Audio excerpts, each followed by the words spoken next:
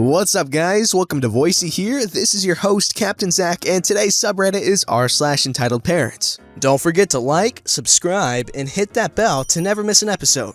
This story is called Entitled Karen Wrecks My New PC. I'm back again, mother fathers. So, backstory. I just got a new PC for my birthday as I've been saving up for about 6 months, and my dad gave me half of the money to put towards it. When this happens, I was halfway through building it. Now, on to the cast. Oh, also, I don't like small kids, like, at all. Also, sorry how long it is, I can't do short. Seems you can't do grammar or punctuation either.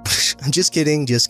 Here's the cast. There's me, a 15-year-old gamer boy, 6-year-old entitled nephew, 24-year-old entitled stepsister, Dad, Ben, friend 1, Tyler, friend 2. I go downstairs to get some more water because my room was a gosh darn sauna, and this is where the story all starts. Can entitled nephew play in your room? Not now, I am building my new computer. You shouldn't be up in your room hiding, people are up for your birthday. Okay, I see your point, but I told people that were coming up that I would be down later because I have friends up and I was gonna build my PC. Okay, whatever. Yeah, whatever. I go upstairs with my bottle of water and entitled nephew is in my room. I'm kind of angry. Can you get out of my room? No, my mom, British spelling mother father, said I can. Well, it is my room, so can you please leave? Fine. He goes into a huff. You could have let him stay. I don't really trust him around my old PC, never mind my new mid-build PC. I agree. I don't even trust my 14-year-old cousin near mine. We go back to building the PC, then entitled sister enters. Why did you throw entitled nephew out of your room? Because I am building my new PC and I don't want him to put his sticky hands on my new parts. His hands aren't sticky and he won't ruin any of your parts. I mean, he is like 5. Kids that young, hands are always sticky. Tyler, who even asked you to be here? I did, because they are my friends and are helping me build the PC. Well, entitled nephew can be in this room. No, he can't. It's my room and I put money to the house, so I practically pay for my room. And you can't boss me about because you moved out. So I'm older than you, you'll do what I say.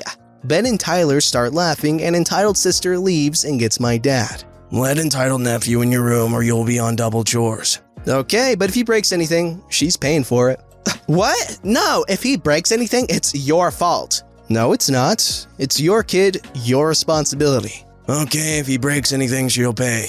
Okay. Entitled sister and dad leave the room and entitled nephew enters. So what are you doing? We are building my new PC. What's a PC? Me, starting to get annoyed. It's a computer.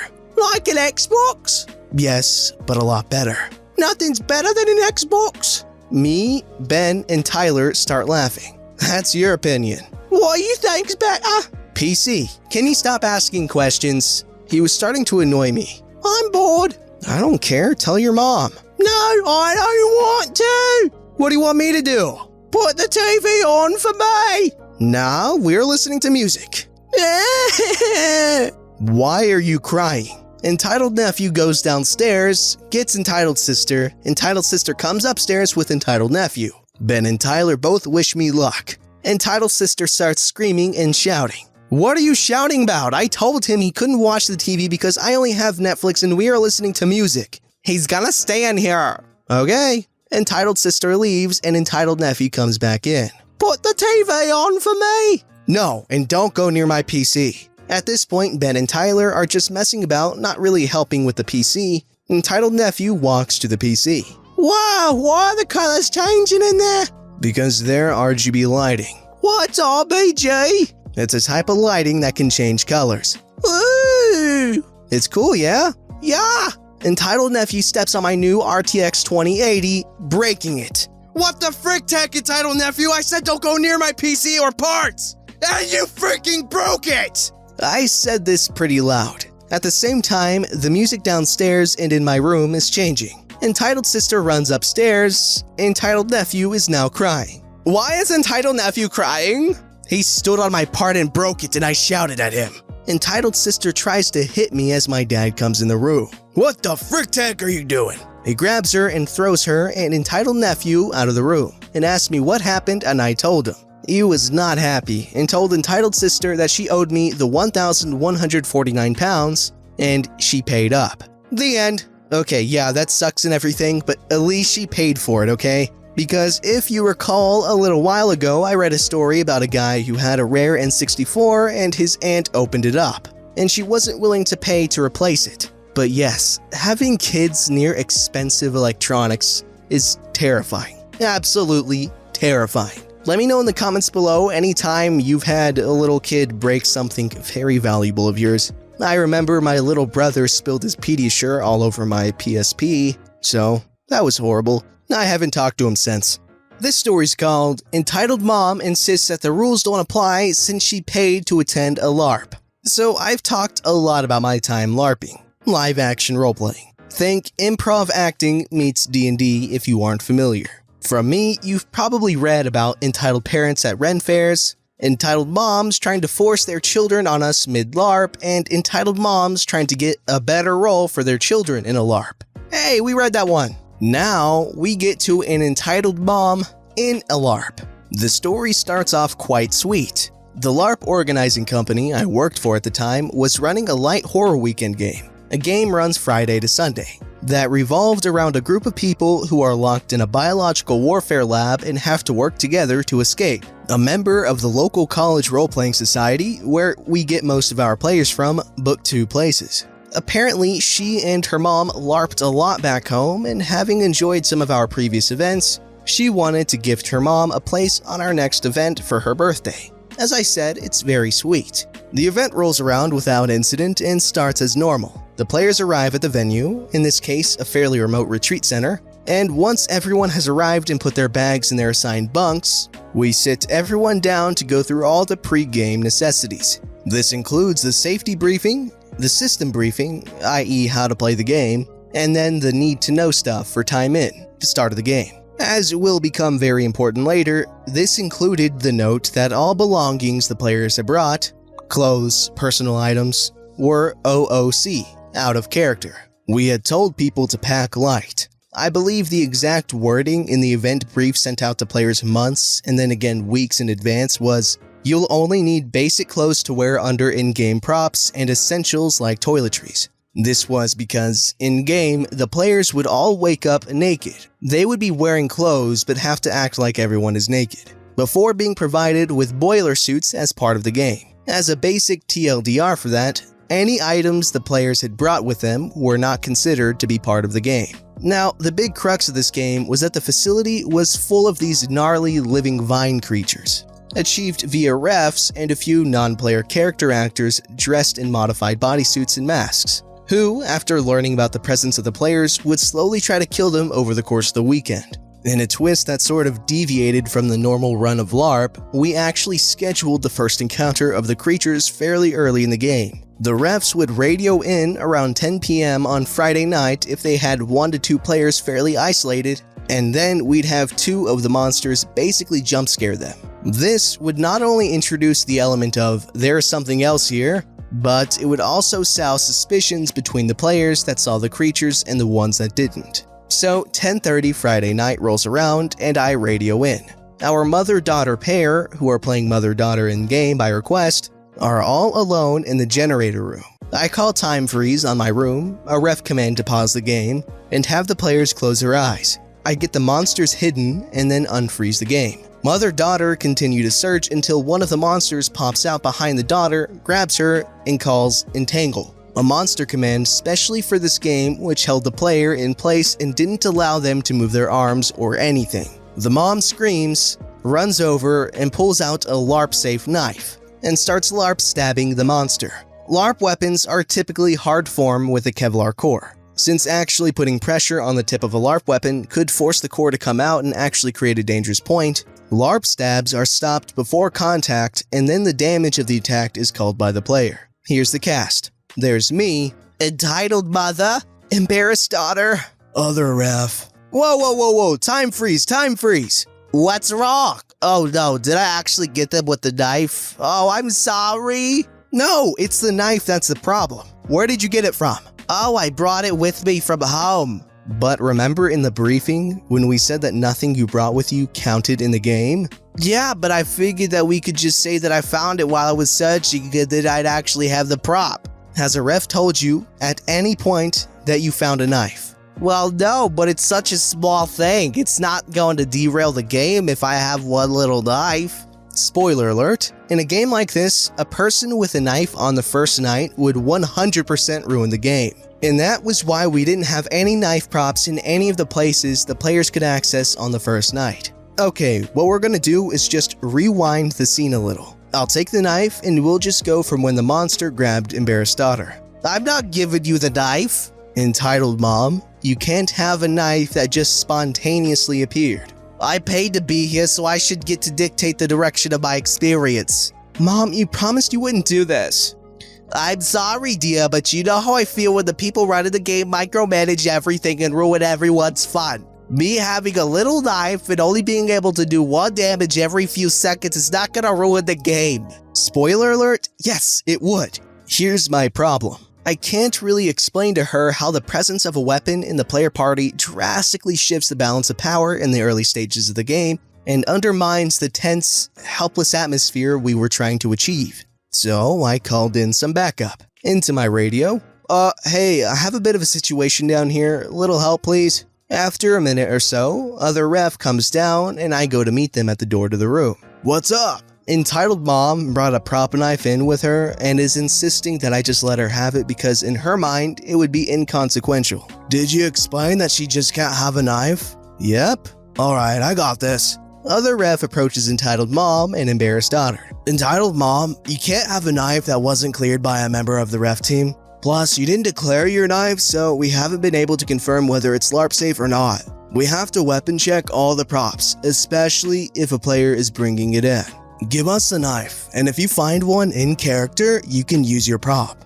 No, why don't you people understand? It doesn't matter if my character has a knife, it's such a small thing. It's not like it's going to kill one of these monsters right away or anything. Entitled Mom, your character woke up naked with no possessions, and since then, you haven't found a knife or anything similar. You don't have a knife in character. Now, you could either give us the knife or we take you out of the game. Well then, you'll have to take my daughter out of the game too, because if I go, she goes. No, I want to keep playing. Mom, just give them the knife. You could always come and pick up your daughter on Sunday, or we could have someone drive her home at the end of the game. No, I get to keep the knife or we're both going home. Other ref radios for a game-wide time freeze at this point and calls all the refs down to the generator room. Oh, so now you're ganging up on me? No, I want more witnesses. The other refs arrive. The ref team totals 5, plus 2 non-player character actors. Entitled Mom, you are breaking LARP rules and now you are holding up the game for everyone else. So you either hand over your knife or you leave. At this point, you will be escorted from the premises, and if you continue to resist, we will call the police. Oh, very mature. Fine, I'll hand over the freaking knife. But this is all stupid. Flippin' stingy, illegitimate childs. Guess no one can have fun unless it's by your rules. Another ref to me. You got this? Yeah, I'll finish up this scene.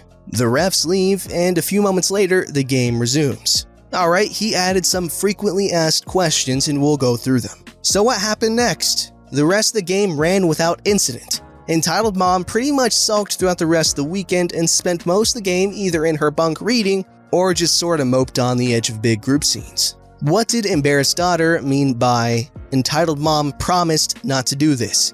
A few weeks after the event, I was hanging out with Embarrassed Daughter and she apologized for her mom and explained that her mom had a tendency to square off with LARP refs who wouldn't just let her have her carte blanche in regards to her characters. This wasn't raised prior to the game because A, Embarrassed Daughter didn't want to throw shade at her mom, and B, her mom had apparently promised to keep herself in check. What was the big deal with Entitled Mom having a knife? 3 things. First of all, it just went against the premise of the game and put Entitled Mom at an unfair advantage. Second, it's important to have LARP boundaries. If players can just will items into existence, what's to stop a player from saying, "Oh, now I have a machine gun"? Furthermore, players can't find an item without a ref telling them that they have found an item. That's just common sense. Finally, if a player has a knife really early in the game, that diminishes the terror of being helpless against the monsters. It encourages the players to go on the attack from the beginning, and just generally derails the game. I really like these LARP stories because it amazes me how far these people go to ensure the immersion of the players. And man, that just sounds so fun. Seriously, LARPing like this and just playing D&D even, it all sounds so fun and I really want to try it. Also, the entitled mom in this story, what a jerk. She's ruining the game for everyone. I hate when people do that. When you're just trying to play a game and they're just like, oh, it's just a game. It's who cares? It doesn't matter. No, it does matter. Okay, rules matter. Without rules, society crumbles and we all die. Painful, fiery deaths because no rules, right? This story's called Real Life Karen Loses It at a Barbershop and Doesn't Understand Modern Technology. This happened this past weekend. I was in need of a haircut and decided to head out to my local national chain barbershop. As, like most people, I am not a fan of lines. I did online check-in to put myself in the queue before I drove to the barbershop. The shop does not take appointments, just online and walk-in check-ins. Upon arrival, I notice that I am first in the queue. While looking for my name on the digital board, I notice I am 4 or 5 down the list that said Karen +2. Being a fan of this board, I quietly snickered at this. The online check-ins have a symbol next to their name. Karen's did not, but everyone in front of her did. I sit down and the only other person in the shop is a woman. Obviously, our literal Karen. Sadly, without the haircut. Would have been perfect. And her 3 kids. There were no barbers available. But after a minute or two, one became free, and as I was at the top of the queue, they called my name and I took my seat. As I moved to take my seat, Karen, in pure Karen voice and fashion, shouted at the barber, "Excuse me, I was here first. My children need haircuts, so I should go next." The barber informed Karen that the queue fills with people who do digital check-ins and walk-ins in the order they are received, and you don't need to be present to take your place in the queue via digital check-in. Karen huffed and puffed a bit, but eventually sat down in anticipation that she would be next. If that were the end of it, I probably wouldn't have bothered posting. But moments later, 2 of the remaining queue members who checked in digitally and were in front of Karen and her kids arrived and took their place. When the next barber called the digital queue member's name, Karen lost it and went on a full-scale rant. She ranted against modern technology, the lack of respect for working mothers, and the cherry on top, how the customer service has changed for the worse in a world full of millennials who are always on their phones, making their lives easier, like, checking in at the barbershop to save time. Karen proceeded to take her shaggy-haired brood and left. I asked the barber cutting my hair if that happened frequently, and she said, "More than you'd think," with an eye roll. And that, my friends, is the story of how Karen's kids failed to receive a haircut because she doesn't understand technology. Man, Karens are impossible to please. They are presented with amazing technology that they are 100% able to use. Yet, when the technology is used, they have a fit? I would love to see them live in a world without this annoying millennial technology, and see how happy they'd be then.